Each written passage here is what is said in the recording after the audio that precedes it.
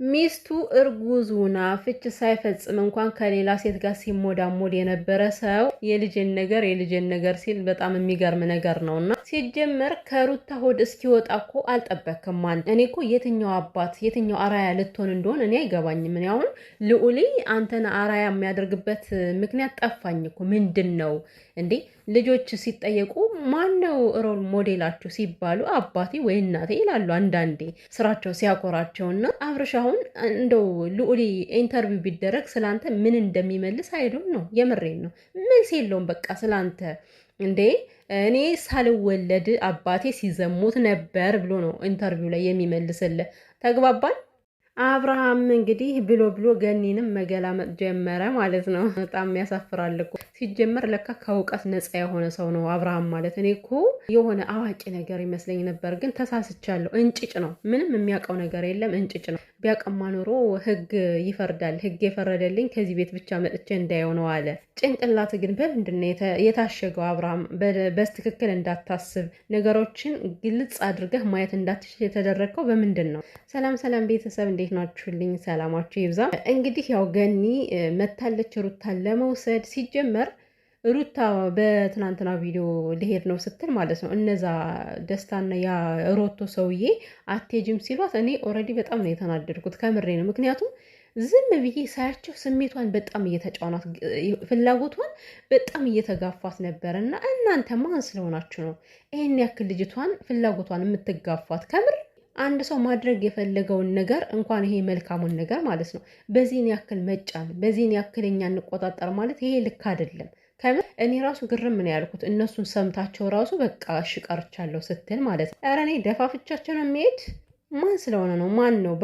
በማን ስሜት ማን ሊያዝ ነው? ደስታ የሚባለው ማለት ነው አንተ ካጠገቧ ራሱ ውልቅ ብትል አስፈላጊ አይደለም። የምሬ ነው። ደስታ ለሩታ ባል የሚሆን ሰው አይደለም። ሲጀመርም ሩታ እኔ እነዚህ ልቅምቃሚዎች አይመጥኗትም።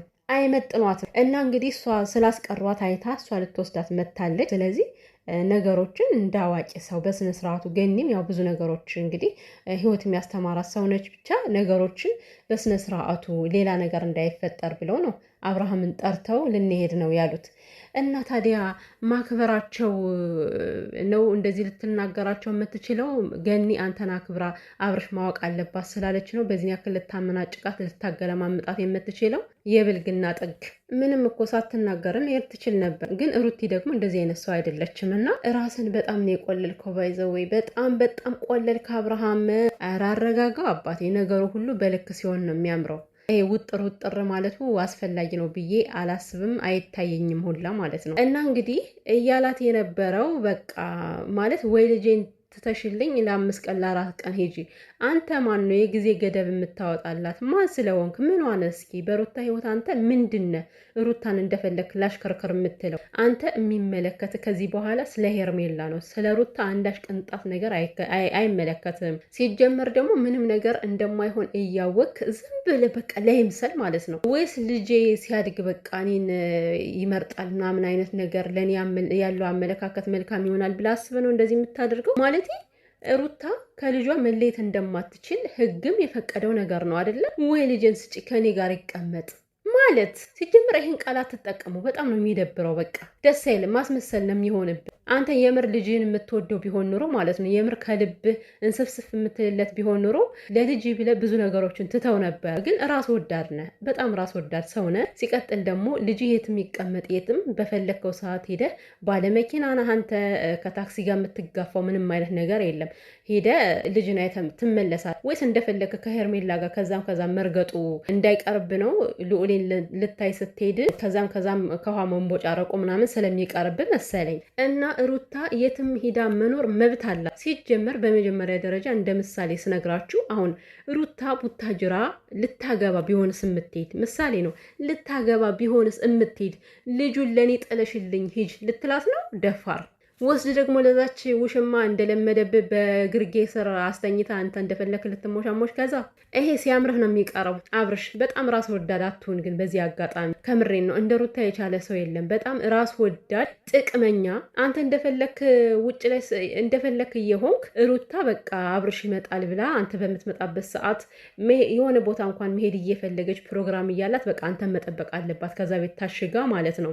ማን አንተ ማን ስለሆንክ ምንም አይደለም እኮ ከዚህ በኋላ አንቺን የናፈቀ ሰው ከዚህ ቤት መምጣት ይችላል። አንተ ስላልክ ብቻ አይደለም ነገሮች ሊሆኑ የሚችሉ። ይሄ በየቀኑ እያደርክ አሳፋሪ ነገር አትስራ። ጭራሽ አንቺን የናፈቀ ሰው አንቺን መጥቶ ማየት ይችላል። አንተ እንዲመች ነው።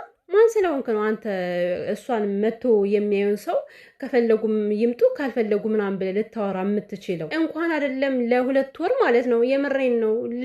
በቃ ለዘላለም ላትመለስ እኮ ከዛው መቀመጥ ትችላለች። መብቷ እኮ ነው። ኑሮዬን እኔ ቡታጅራ ነው ማድረግ የምፈልገው ካለች እኮ መብቷ ነው።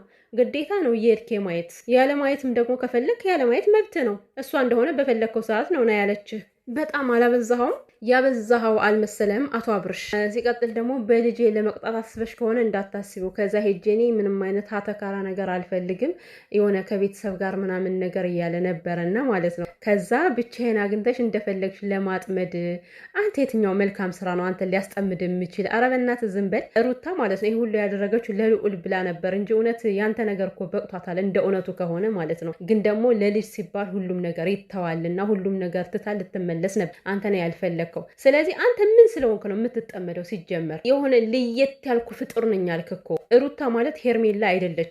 ሩታ ማድረግ ብትፈልግ በተግባር ነው በቃ እያንዳንዷን በተግባር በቪዲዮ በሚዲያ እያወጣች ነው። የሆነ የፍቅር አይነት ቪዲዮ ስትሰራም እንኳን ከአንተ ጋር እንደዛ ስትሆን ይሄ ድብቅቅ ያለ ባህሪ የለባት። ገባህ አይደለ? እንደ ሄርሜላ ሰውን በጥቅም አትገዛም፣ በውለታ አታስርም። ኤኒዌይ ያንተ ነገር በጣም ከቀን በቀን እየባሰበት ነው የመጣን። የምታደርጋቸው ነገሮች በጣም ደባሪ ናቸው። ስለዚህ ሩታ የትም ሄዳ መኖር መብት ስላላት እንደዚህ ማለት መብት የለም። አንተ ሲጀመርም በፍጹም መብት የለም። ጭራሹን ልጅን ለኔ ተይልኝ። ልጅን ወዳጅ እኮ ነው የምትመስለው ከምር። ግን አንተ የሆነ እንዴት ነው የላይ ስሜት እንጂ አብርሽ የውስጥ ስሜት አይደለም ያለ ለልጅ።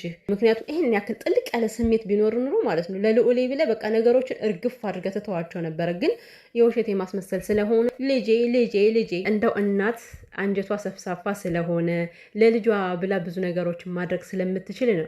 አንዳንድ ቆራጥ ሴቶች የምሬን ነው እንደ አብርሽ አይነትን አባት ጭራሽ በቃ ለዘላለም አይኑ እንዲናፍቀው ናፍቆት በአይኑ ዞር እንዲል ማድረግ ይችላሉ። ከምር በቃ የሆነ ቦታ ራቅ ያለ ቦታ ይወጣሉ ወይም ከሀገር ይወጣሉ ምናምን። ከዛ በኋላ የትም ሊያገኘው አይችልም። ግን ደግሞ ሩታ ይሄን ነገር ማድረግ አትፈልግም። ልጇም የአባት ፍቅር ያስፈልገዋል ብላ ስለምታስብ ማለት ነው። አሁን የሆነ ነገር ስለተፈጠረ ነው በዚሁ 3 ቀን ሀሳብሽን የቀየርሽ እንዴ? እሱ አየር ያስፈልጋታል እኮ መንቀሳቀስ ትፈልጋለች፣ ቤተሰብ መጠየቅ ትፈልጋለች። አንተ ካጠገቧ ያሉትን ሰዎች ለማራቅ እኮ ብዙ ነገሮችን ስትል ነበር።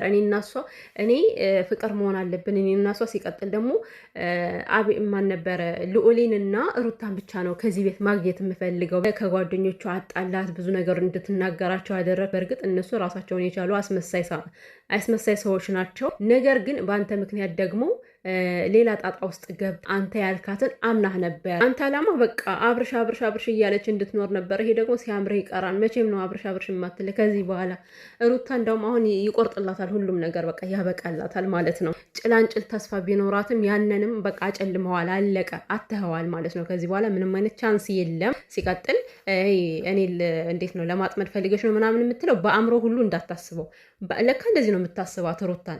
ለካ ዛሬም ነገም በእኔ ተስፋ አትቆርጥም ትጠብቀኛለች እያልክ ነበረ። የሄርሜላን ፍቅር የተቀበልካት።